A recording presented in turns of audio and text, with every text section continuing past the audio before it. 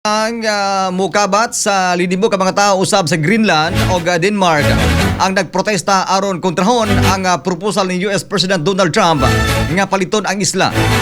Bukod sa mga protesters nga ang Arctic territory mismo ang magdesisyon sa ilang kaugmaon.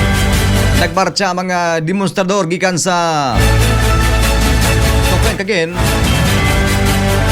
paingon sa US Embassy samtang dungan nga misinggit ang Greenland is not for sale. Bitbit ang mga banner nga no means no og hands off Greenland kauban ang mga flag sa Greenland.